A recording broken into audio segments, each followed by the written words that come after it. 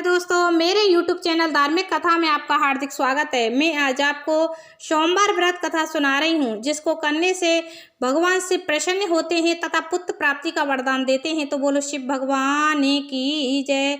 एक बहुत धनवान साहूकार था, जिसके घर धन आदि किसी प्रकार की कमी नहीं थी, परंतु उसको एक दुख था कि उसके कोई पुत्र नहीं था। वह इसी चिंता में रात दिन रहता था। वह पुत्र की कामना के लिए प्रति सोमवार को शिवजी का व्रत और पूजन किया करता था तथा सायंकाल को शिव मंदिर में जाकर शिवजी के श्री विग्रह के सामने दीपक जलाया करता था। उसके इस भक्ति भाव को देखकर एक समय श्री पार्वती जी ने शिवजी महाराज से कहा कि महाराज, यह साहूकार आपका अन्य भक्त है और सदैव आपका व्रत और पूजन बड़ी श्रद्धा से करता है, इसकी मनोकामना पूर्ण करनी चाहिए। शिवजी ने कहा, हे पार्वती, यह संसार कर्म क्षेत्र है। जैसे किसान खेत में जैसा बीज बोता है वैसा ही फसल काटता है, उसी तरह इस संसार में जैसा कर्म करते हैं वैसा ही फल भोगते हैं। पार्वती जी ने अत्यंत आग्रह से कहा, महाराज, जब यह आपका अन्य भक्त है और इसको अगर किसी प्रकार का दुख है तो उसको अवश्य दूर करना चाहिए, क्योंकि आप सदैव अपने भक्तों पर दयालु होते हैं और उनके दुखों को दूर करते हैं।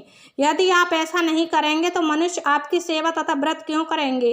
पार्वती जी का ऐसा आग्रह देख शिवजी महाराज कहने लगे, हे पार्वती, इसके कोई पुत्र नहीं है, इसी चिंता में यह अति दुखी रहता है। इसके भाग्य में पुत्र ना होने पर भी मैं इसको पुत्र प्राप्ति का वर देता हूँ, परंतु यह पुत्र केवल 12 वर्ष तक जीवित रहेगा। इसके पश्चात वह मृत्यु को प्राप्त हो जाएगा। इससे अधिक मैं और कुछ इसके लिए नहीं कर सकता। यह सब बातें साहूकार सुन रहा था। इससे उसको ना कुछ प्रसन्नता हुई और ना ही कुछ दुख हुआ। वह पहले जैसा ही शिवजी महाराज का व्रत और पूजन करता रहा। कुछ काल व्यतीत हो जाने पर साहूकार की स्त्री गर्भवती हुई और 10वें महीने उसके गर्भ से अति सुंदर पुत्र की प्राप्ति हुई।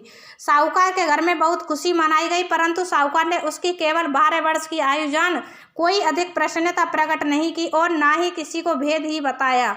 जब वह बालक 11 वर्ष का हो गया तो उस बालक की माता ने उसके पिता से विवाह आदि के लिए कहा, तो वह साहूकार कहने लगा कि अभी मैं इसका विवाह नहीं करूंगा, अपने पुत्र को काशी जी पढ़ने के लिए भेजूंगा। फिर साहूकार ने अपने साले अथवा बालक के मामा को बुलाकर उसको बहुत सा धन देकर कहा, तुम इस बालक को काशी जी पढ़ने के लिए ले जाओ और रास्ते में जिस स्थान पर भी जाओ यज्ञ करते और ब्राह्मणों को भोजन कराते जाओ।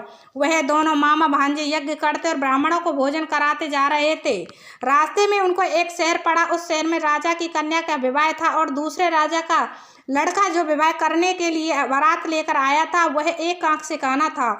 उसके पिता को इस बात की बड़ी चिंता थी कि कहीं वर को देखकर कन्या के माता पिता विवाह में किसी प्रकार की अड़चन पैदा ना कर दें। इस कारण जब उसने अति सुंदर सेठ के लड़के को देखा तो मन में विचार किया कि क्यों ना दरवाजे के समय इस लड़के से वर का काम चलाया जाए।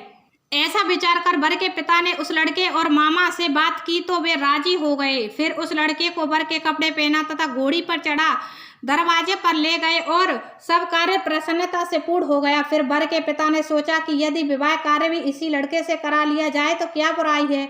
ऐसा विचार कर लड़के और उसके मामा से कहा, यदि आप फेरों और कन्यादान के काम को भी करा दें तो आपकी बड़ी कृपा होगी और मैं इसके बदले में आपको बहुत कुछ धन दूंगा। तो उन्होंने स्वीकार कर लिया और विवाह कार्य भी बहुत अच्छी तरह से संपन्न हो गया। परंतु जिस समय लड़का जाने लगा तो उसने राजकुमारी की चुंदड़ी के पल्ले पर लिख दिया कि तेरा विवाह तो मेरे साथ हुआ है, परंतु जिस राजकुमार के साथ तुमको भेजेंगे वह एक आंख से काना है और मैं काशी जी पढ़ने जा रहा हूँ। लड़के के जाने के पश्चात उस राजकुमारी ने जब अपनी चुंदड़ी पर ऐसा लिखा हुआ पाया तो उसने राजकुमार के साथ जाने से मना कर दिया और कहा कि यह मेरा पति नहीं है, मेरा विवाह इसके साथ नहीं हुआ है, वह तो काशी जी पढ़ने गया है।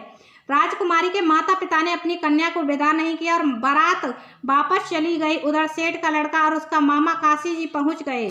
वहां जाकर उन्होंने यज्ञ करना और लड़के ने पढ़ना शुरू कर दिया। जब लड़के की आयु 12 साल की हो गई उस दिन उन्होंने यज्ञ रचा रखा था कि लड़के ने अपने मामा से कहा, मामा जी, आज मेरी तबीयत कुछ ठीक नहीं है।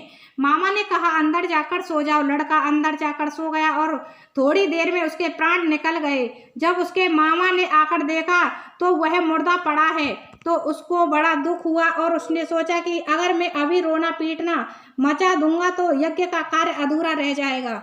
अतः उसने जल्दी से यज्ञ का कार्य समाप्त कर ब्राह्मणों के जाने के बाद रोना पीटना आरंभ कर दिया।